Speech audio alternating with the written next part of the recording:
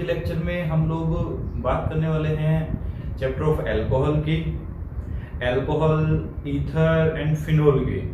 तो सबसे पहले हम लोग अल्कोहल, ईथर एंड फिनोल का क्लासिफिकेशन देख लेते हैं, इनके नोमेनक्लेचर देख लेते हैं, इनके बारे में छोटा सा इंट्रोडक्शन ले लेते हैं। तो अल्कोहल जो होता है, अल्कोहल ये बहुत ही सिंपल, आपका जो भी हाइड्रोकार्बन है, अगर हाइड्रोकार्बन जैसे सपोज दैट अपने पास मेथेन है, सिंपलेस्ट हाइड्रोकार्बन मेथेन है, मेथेन में से हाइड्रोजन को रिमूव करके अगर इसके जगह OH जोड़ दिया जाए तो ये बन जाता है अल्कोहल।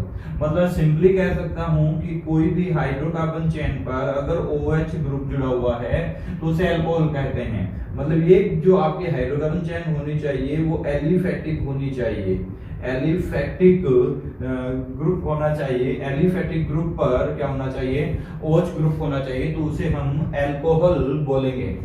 और फिनोल की अगर मैं बात करूं, फिनोल तो फेनिल रिंग पर, जब फेनिल रिंग पर, ये आपकी फेनिल रिंग, अगर फेनिल रिंग पर OH ग्रुप जुड़ा हुआ है तो इसे हम फिनोल बोल देते हैं। और ईथर की अगर बात की जाए तो जैसे यहाँ पे ROH था, अगर इस H की जगह पर भी एलिफैटिक ग्रुप आ जाए तो इसे हम ईथर कह देते हैं। तो ये हमारा ईथर हो जाएगा, ROR, ये हमारा ईथर हो जाएगा।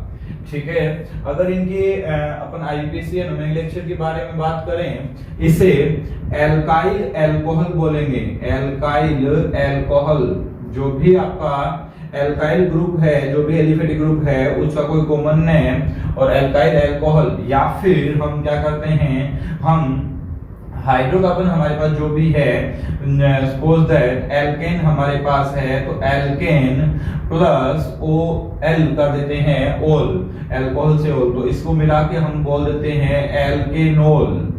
एल्केनोल इसको प्रोनाउंसिएशन किया जाता है, मतलब जैसे मेथेनोल तो इसे मेथेनोल बोला जाता है। अगर यहाँ पे एथेन होता तो इसे एथेनोल बोला जाता। अगर इसका कॉमन नेम करना है तो इसे मिथाइल अल्कोहल बोला जाता है। अगर इसका एपीसी करनी है तो ये मेथेनोल बोला जाता है। ऐसे ही फिनोल के बारे में बात करूं तो फेनिल प्लस अल्कोहल से मिलकर बना हुआ है, phenyl plus alcohol, phenyl plus alcohol से मिलकर बना हुआ है फिनोल। ध्यान से समझिएगा, फिनोल की एंड अल्कोहल की प्रॉपर्टीज काफी ज्यादा डिफरेंस होते हैं इनमें। ठीक है। ईथर की अगर बात करूं तो इसे डाई एल्किल, ये जो एल्किल ग्रुप जुड़े हुए हैं, एल्किल ईथर बोला जा सकता है, डाई एल्किल ईथर। अगर ये दोनों इक्वल हैं, एक जैसे हैं, अगर सिमेट्रिकल सिमेट्रिकल ईथर है तो फिर हम इसे डाई एल्किल ईथर बोल देंगे। अदरवाइज देखिएगा, एक एग्जांपल कंसीडर करते हैं, जैसे CH3OCH3 लिखा मिले तो हम इसे डाई मिथाइल ईथर बोलेंगे, हम इसे डाई मिथाइल ईथर बोल सकते हैं। अदरवाइज अगर यहाँ पे इधर CH3CH2OCH3 लिखा मिलता है तो हम इसे इथाइल मिथाइल ईथर बोलेंगे। इथाइल वर्ड पहले क्यों आया है? क्योंकि अल्फाबेटिकली पहले आता है, जो अल्फाबेटिकल पहले आता है उसे पहले लिखा जाता है, तो इसलिए इथाइल मिथाइल ईथर इसको बोला जाता है। या फिर आप इसे मिथोक्सी इथेन भी कह सकते थे, इसे आप कह सकते थे मिथोक्सी इथेन भी इसको बोला जा सकता है। तो ये तो इनकी कॉमन सी नोमेनक्लेचर हो गया। आपने नोमेनक्लेचर 11th क्लास में बहुत अच्छे से पढ़ रखा है, उन सब का पढ़ रखा है। तो हम यहाँ पे टाइम वेस्टिंग ना करते हुए हम आगे बढ़ते हैं और हम बढ़ते हैं अल्कोहल की प्रिपरेशन की तरफ। तो आज के लेक्चर में हम प्रिपरेशन ऑफ अल्कोहल के बारे में बात करने वाले हैं। चलिए बात करते हैं प्रिपरेशन ऑफ अल्कोहल की। तो preparation of alcohol from alkene. सबसे फर्स्ट हम बात करते हैं किसी एल्कीन का हाइड्रेशन करवाने की। ये हाइड्रेशन एसिडिक हाइड्रेशन बोला जाता है इसे। ये वाटर और ये H+ की प्रेजेंस में, या फिर आपको यहाँ पे H+ ना लिखकर वो लिख के देगा डाइल्यूट H2SO4। डाइल्यूट के बाद ध्यान रखिएगा हमेशा, डाइल्यूट H2SO4 वाटर जोड़ने का काम करता है, तो कंसंट्रेट H2SO4 वाटर निकालने का काम करता है। डाइल्यूट H2SO4 हाइड्रेशन का काम करता है, तो कंसंट्रेट H2SO4 डिहाइड्रेशन का काम करता है। तो चलिए इसकी मैकेनिज्म आपके साथ डिस्कस कर जाते हैं। इसके मैकेनिज्म देखते हैं। जैसा कि आप लोग सब लोग अभी तक जान गए हैं ऑर्गेनिक पढ़ते पढ़ते कि इसके प्लस आई इफेक्ट की वजह से ये बॉन्ड के इलेक्ट्रॉन जाएंगे यहाँ पे। तो जो आपका डाइल्यूट H2SO4 था, जो एसिड था, वो एसिड सबसे पहले H+ प्रोवाइड करवाने का काम करेगा और वो H+ आएंगे यहाँ पे इस नेगेटिव चार्ज पे। तो यहाँ पे बन गया CH3CH और ये हो गया सिंगल बॉन्ड, ये बन गया CH3 और यहाँ पे आ गया पॉजिटिव। देखिएगा कार्बोकेटाइन का फॉर्मेशन हो रहा है, इंटरमीडिएट कार्बोकेटाइन बन रहा है, इंटरमीडिएट कार्बोकेटाइन। हाँ जी, आप लोग समझ गए होंगे कि रीअरेंजमेंट हो सकता है, मे बी पॉसिबल। तो रीअरेंजमेंट में बी पॉसिबल। तो चलिए अब इस पे आपका अटैक करता है वोटर, जिसके पास है लोन पेयर। ये लोन पेयर वाला वोटर यहाँ पे आके अटैक करेगा और ये वोटर ने अटैक किया और इस ऑक्सीजन ने अपने लोन पे डोनेट कर दिए इस कार्बन को और इस तरीके से बॉन्डिंग हो गई और ऑक्सीजन पे आ गया पॉजिटिव चार्ज। आप लोग जानते हैं कि ऑक्सीजन को पॉजिटिव चार्ज कभी अच्छा नहीं लगता है, तो फिर ऑक्सीजन अपना H+ निकाल देगा यहाँ से, इस बॉन्ड के इलेक्ट्रॉन को अपनी ओर खींच लेगा, मोर इलेक्ट्रोनेगेटिव एलिमेंट है, और H+ को वहां से रिमूव कर देगा। एक बात ध्यान देने वाली वो है कि यहाँ पर H+ जो निकला है वो वापस H2SO4 के पास चला जाएगा। H2SO4 हिसाब किताब का बहुत पक्का होता है, वो भले ही डाइल्यूट हो, भले ही कंसंट्रेटेड हो, तो वो एक बार रिएक्शन में H+ पर देने का काम करेगा, लेकिन पूरी रिएक्शन में कहीं न कहीं से वो अपना H+ वापस निकाल के लेगा। ठीक है, तो ये इसकी मैकेनिज्म रहती है। अब आगे और इसमें कुछ एग्जांपल हम कंसीडर करते हैं। नेक्स्ट एक एग्जांपल हम ये कंसीडर करते हैं, इस एल्कीन पर अपने को हाइड्रेशन करवाना है, वाटर ऐड करना है, अल्कोहल बनाना है, इसे एसिडिक हाइड्रेशन। हाँ जी, बात करते हैं इस रिएक्शन के मैकेनिज्म की। तो सबसे पहले इन सभी मिथाइल ग्रुप के प्लस आई इफेक्ट की वजह से आपके जो बॉन्ड के इलेक्ट्रॉन हैं वो मूव करेंगे साइड और यहाँ पे आएगा H+ फ्रॉम डाइल्यूट H2SO4 या डाइल्यूट एसिड से।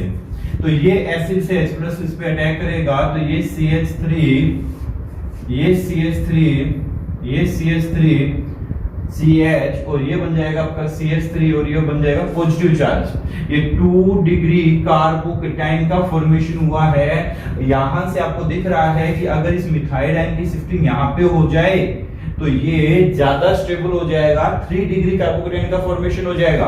तो फिर शिफ्टिंग ऑफ मिथाइल आयन होगी यहाँ पे, शिफ्टिंग ऑफ मिथाइल आयन, और शिफ्टिंग ऑफ मिथाइल आयन की वजह से यहाँ पे फॉर्मेशन हो जाएगा 3 डिग्री कार्बोकेटाइन का। 3 degree carbocation is more stable. तो फिर अब आपका वाटर जो ऐड होगा, वाटर जो अटैक करेगा वो इस कार्बोकेटाइन पे अटैक करेगा और यहां से फॉर्मेशन हो जाएगा अल्कोहल का। नेक्स्ट ही अगले स्टेप के अंदर ऑक्सीजन H+ रिमूव कर देगा, H+ रिमूव कर देगा, फॉर्मेशन हो जाएगा टर्शरी अल्कोहल का। टर्शरी अल्कोहल का फॉर्मेशन हमारे पास हो जाएगा। तो ये अल्कोहल का फॉर्मेशन, ये हमने रीअरेंजमेंट के बारे में एक बात कर ली कि किस तरीके से रीअरेंजमेंट होता है। चलो नेक्स्ट क्वेश्चन के बारे में बात कर लेते हैं। तो हमारे पास इस तरीके का एक क्वेश्चन है, CH2। अगर इस पे एसिडिक हाइड्रेशन करवाना हो तो ये H+ इस पे जाएंगे सबसे पहले। चलिए मैकेनिज्म अलग से कंसीडर करते हैं इसके।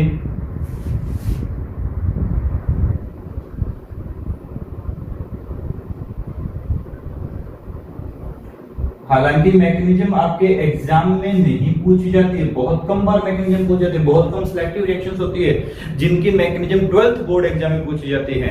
लेकिन बिना मैकेनिज्म के किसी क्वेश्चन को सोल्व करना मूर्खता होगी, बिल्कुल मूर्खता होगी, क्योंकि मैकेनिज्म में ही उसके सारे कॉन्सेप्ट छुपे हैं। इसीलिए मैकेनिज्म जरूर करें आप लोग। तो ये H+ इस तरीके से यहाँ पे अटैक करेगा और आपके पास 2 डिग्री कार्बोकेटाइन का फॉर्मेशन हो जाएगा।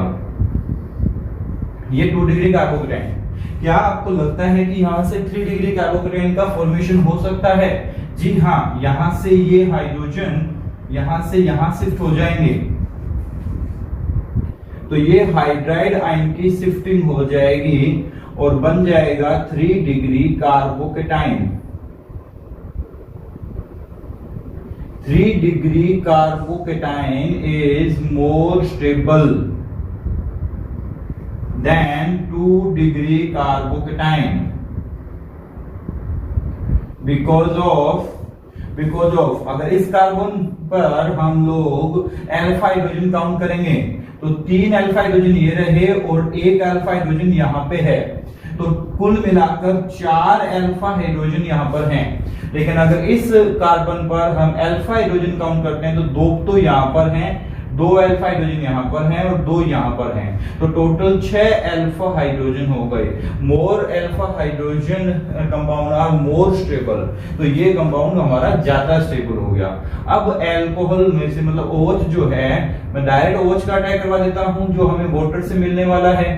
तो डायरेक्ट वाटर से मिलने वाला OH इस पे अटैक करेगा और इस तरीके से 3 डिग्री अल्कोहल का फॉर्मेशन हो जाएगा। चलिए, तो इसमें आगे कुछ और रिएक्शंस पढ़ते हैं हम लोग। ये हमारे पास एक क्वेश्चन है जिसके आंसर आप लोग देखेंगे कि हमें मैकेनिज्म की इतनी जरूरत क्यों है, मैकेनिज्म पढ़ना इतना इंपॉर्टेंट क्यों है हमारे लिए, उसके बारे में हम बात करने वाले हैं। तो ध्यान दीजिएगा, मैं यहाँ पे कुछ रिएक्शंस कंसीडर कर रहा हूं और उन रिएक्शन में डिफरेंट टाइप के प्रोडक्ट बनते हुए आपको दिखाऊंगा। तो सबसे पहले देखिएगा, हमने इस मैकेनिज्म के थ्रू ये बात पढ़ी है कि जो पहले H+ जाके अटैक करेगा ना, वो H+ वाटर का नहीं था, वो H+ एसिड का था। जिस एसिड ने H+ हमें दिया था उस एसिड का वो H+ था। तो यहाँ पे एसिड ये वाला है, तो H+ जाके अटैक करेगा और फिर यहाँ से O जाके अटैक करेगा। अभी भी मैकेनिज्म देखा, H+ यहाँ CH2 पे जाके अटैक करता है और 3 डिग्री कार्बोकेटाइन OH यहाँ पे जाके अटैक करता है। तो इस रिएक्शन का आंसर अभी भी हमने बनाया था जो ये रहा। इस तरीके से इसका आंसर बनेगा, CH2 यहाँ पे H जोड़ा था और यहाँ पे हमने OH ऐड किया था। अब देन यहाँ पे जो एसिड हमें जो प्रोटॉन दे रहा है वो प्रोटॉन ड्यूटेरियम की फॉर्म में दे रहा है।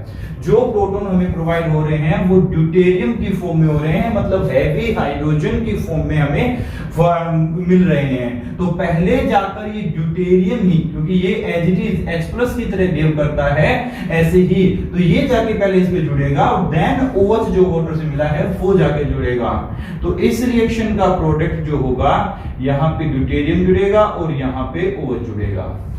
ठीक है, इस रिएक्शन में फिर से बात कर लेते हैं। तो एसिड जो है वो हमें H+ दे रहा है। एसिड अगर हमें H+ दे रहा है तो H+ जाके अटैक करेगा, पहले H+ जाके अटैक करेगा, देन उसमें आपका रीअरेंजमेंट होगा, तब यहाँ पे CH2 बन गया।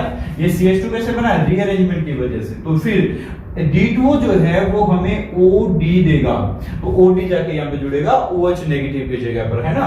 तो वैसा ही है बिल्कुल। यहाँ पे फिर से आप समझ पा रहे होंगे इस रिएक्शन को, तो अभी तक समझ गए होंगे। ये CH2 यहाँ पे पहले D जाके जुड़ेगा, मतलब D पॉजिटिव ड्यूटेरियम, और यहाँ पे फिर जाके जुड़ेगा OD नेगेटिव। ठीक है, तो ये आपकी कुछ रिएक्शंस थी, हमने इस रिएक्शन के थ्रू अल्कोहल प्रिपेयर कर लिया। अब और कुछ रिएक्शन है एल्कीन की ही, उन्हें और बात करते हैं। नेक्स्ट इसमें ही फ्रॉम एल्कीन में ही हम सेकंड रिएक्शन पढ़ने वाले हैं, एडिशन ऑफ BH3 या हाइड्रोबोरेशन ऑक्सीडेशन से बोला जाता है, एडिशन ऑफ BH3। आप लोग जानते हैं कि ये BH3 जो होता है वो B2H6 की फॉर्म में स्टेबल होता है, ना कि BH3 की फॉर्म में। तो B2H6 की फॉर्म में स्टेबल होता है, डाइमर बनाता है अपना, है ना, जिसमें ठीक है बनाना बॉन्ड बनते हैं, ये वही है। तो इसे बोलते हैं हाइड्रोबोरेशन ऑक्सीडेशन, हाइड्रोबोरेशन ऑक्सीडेशन। तो हाइड्रोबोरेशन ऑक्सीडेशन से हमारे पास फॉर्म हो जाएगा अल्कोहल। चलिए इसके मैकेनिज्म के बारे में देखते हैं। यही अपन एल्कीन के बारे में बात कर लेते हैं। एल्कीन, और ये अपना BH3, मैं BH3 ही कंसीडर लेके चल रहा हूं, आप उसे B12 भी लेके चल सकते हैं। ये 3 मॉलिक्यूल। अब ध्यान से समझिएगा, यहां पर हमारे पास बोरोन की इलेक्ट्रॉन नेगेटिविटी जो होती है वो 2 होती है और हाइड्रोजन की इलेक्ट्रॉन नेगेटिविटी 2.1 होती है। इस वजह से हाइड्रोजन पे पार्शियल नेगेटिव चार्ज आएगा और बोरोन पे पार्शियल पॉजिटिव चार्ज आएगा। ये तो वैसे ही टूटेगा, ये ऐसे ही टूटने वाला है। तो यहां पे आया नेगेटिव चार्ज तो बोरोन यहां से जुड़ेगा, और यहां पे आया पॉजिटिव चार्ज तो हाइड्रोजन यहां से जुड़ेगा। तो इस तरीके से हमारे पास ये कंपाउंड बन जाता है। देखिएगा, ये CH2, ये CH2 और इसके साथ बोरोन लग गया। एक के साथ लग गया, ऐसे ही दूसरे के साथ भी लग जाएगा। CH2, CH2, CH3, ऐसे ही तीसरा कंपाउंड CH2, CH2, CH3। ये तीनों वैलेंसेस को कवर कर लिया इस अकेले ग्रुप ने, क्योंकि हमने 3 मोल इसके लिए हुए हैं। हर एक हाइड्रोजन, जो 3 हाइड्रोजन यहाँ पे थे वो यहाँ पे जुड़ते गए, CH2 CH2 CH2 होता गया ये, और ये CH2 बोरोन से जुड़ता गया। तो ये हो गया हमारा हाइड्रोबोरेशन, इसे बोलते हैं, BH3 का एडिशन। इसके बाद इसका होता है ऑक्सीडेशन, और ऑक्सीडेशन करवाता है H2O2 एल्कलाइन मीडियम के अंदर। यहाँ पे मीडियम H2O2 का एल्कलाइन लिया जाता है। अब ये H2O2 कैसे करवाता है, इस बॉन्ड को यहां से तोड़ता है, OH इस साइड, OH इस साइड, H2O2 इस तरह से टूटेगा, ऐसे ही ये वाला बॉन्ड टूटेगा, और OH इस साइड और OH इस साइड, ऐसे ये वाला बॉन्ड टूटेगा, तो OH इस साइड और OH इस साइड। तो ये हमारे पास 3 मॉलिक्यूल इस तरीके के बन गए, CH3, CH2, CH2OH। ऐसे मॉलिक्यूल हमारे पास 3 प्रिपेयर हो गए। एंड साथ में प्रिपेयर हो गया हमारे पास ये जो आपका है BOH होल थ्राइस, ये हो गया BOH होल थ्राइस, जिसे बोरिक एसिड बोला जाता है। ये बोरिक एसिड, इसका एसिड है, ये एसिड है। यहां पे से मत समझिएगा कि इसमें OH है, OH नहीं है इसमें, इसका फॉर्मूला H3BO3 होता है, ये बोरिक एसिड है। ठीक है, तो ये था हमारा हाइड्रोबोरेशन ऑक्सीडेशन। इस हाइड्रोबोरेशन ऑक्सीडेशन में कहीं भी हमें कार्बोकेटाइन का फॉर्मेशन नहीं होता है, तो डायरेक्ट आपको ये डबल बॉन्ड की जगह पर क्या लगा देना है, OH लगा देना है। इधर है तो इधर OH लगा देना है। तो ये इसकी मैकेनिज्म हो जाएगी। ध्यान से समझिएगा, इस रिएक्शन में साइक्लिक ट्रांजिशन स्टेट बनती है, और इसी वजह से इस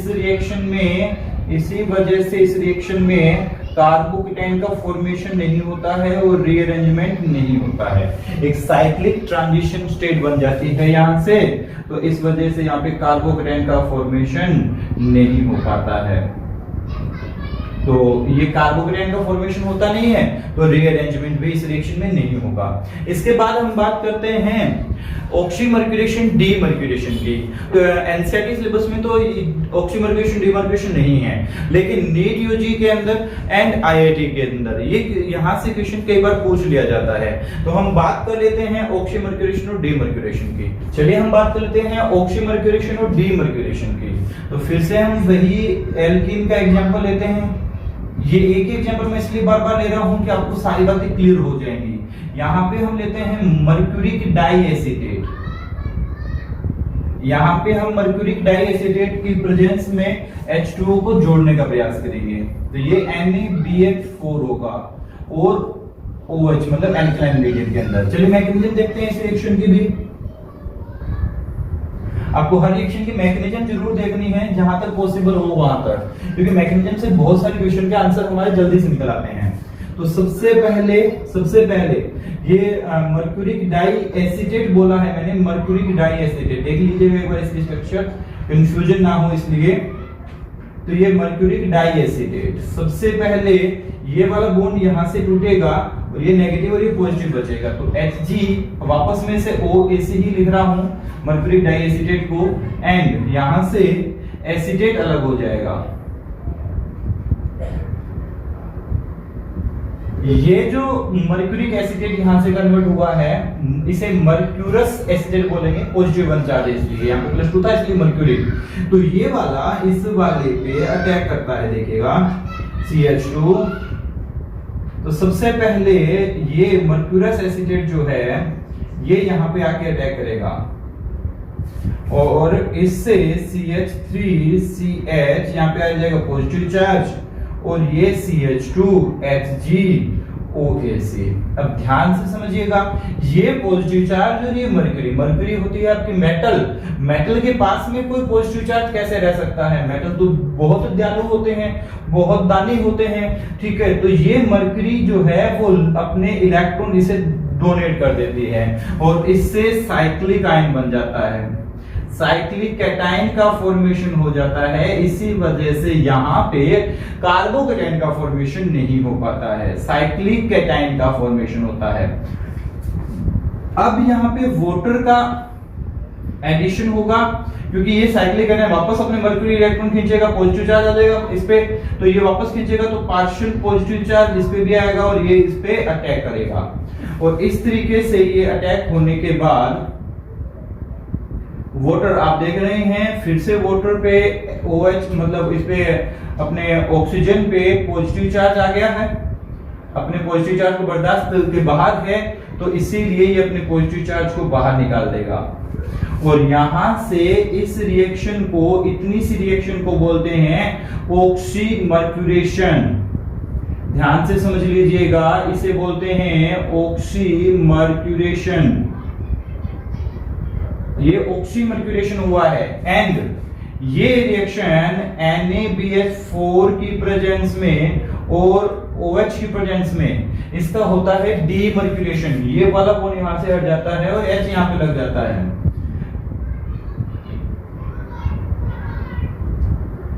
तो आप लोग अभी तक समझ गए होंगे,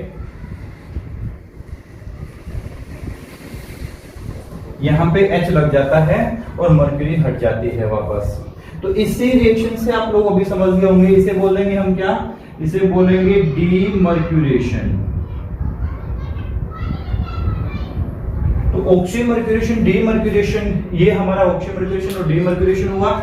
इसमें कहीं भी कोई कार्बोकैटायन नहीं बनता है, इसका मतलब इसमें कोई रीअरेंजमेंट की गुंजाइश ही नहीं है, तो इसमें रीअरेंजमेंट नहीं हो पाएगा। चलिए अभी तक हम लोगों ने 3 एग्जांपल पढ़ लिए हैं, acidic hydration of alkene and hydroboration oxidation of alkene and oxymercuration demercuration of alkene. तो एल्कीन से तीनों टाइप से हमने अल्कोहल बना लिया है।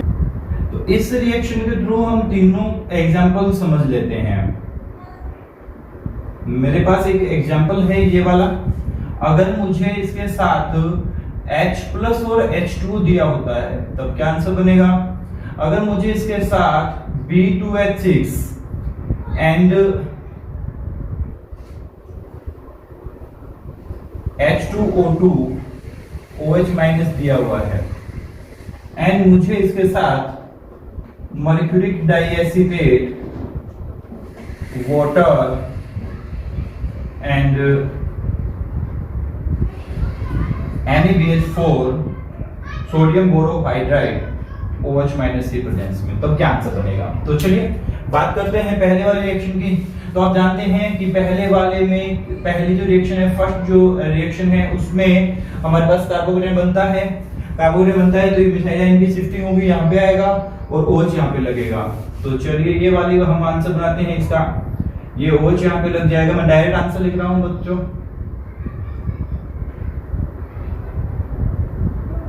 ये आंसर बनेगा हमारे फर्स्ट का, क्योंकि यहाँ पे रीअरेंजमेंट होता है। ठीक है, आप लोग जानते हैं इसमें कहीं रीअरेंजमेंट नहीं होता है, ये बोरोन जो है इसके साथ जुड़ता है और हाइड्रोजन जो है वो इसके साथ जुड़ते हैं, तो फिर बोरोन हट जाता है और उसके जगह OH लग जाता है। इसमें कहीं कोई रीअरेंजमेंट की गुंजाइश ही नहीं होती है। इस तरीके से ये रिएक्शन आपकी प्रोसीड हो जाती है।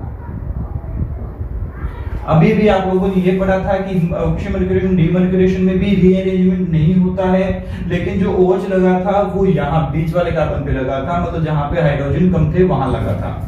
तो फिर इसका जो आंसर बनेगा वो थोड़ा सा डिफरेंट टाइप से बनेगा और वो ये आंसर बनेगा। तो तीनों ही रिएक्शन के थ्रू जो आंसर बन रहे हैं वो डिफरेंट डिफरेंट टाइप के बन रहे हैं। तो आप लोगों को ध्यान में रखना है कि जब आप अल्कोहल की प्रिपरेशन पढ़ रहे हैं फ्रॉम एल्केन, तो आपको इन तीनों रिएक्शन को अच्छे से पढ़ना है और ध्यान रखना है कि तीनों में ही प्रोडक्ट जो है वो हमें डिफरेंट डिफरेंट मिलेंगे।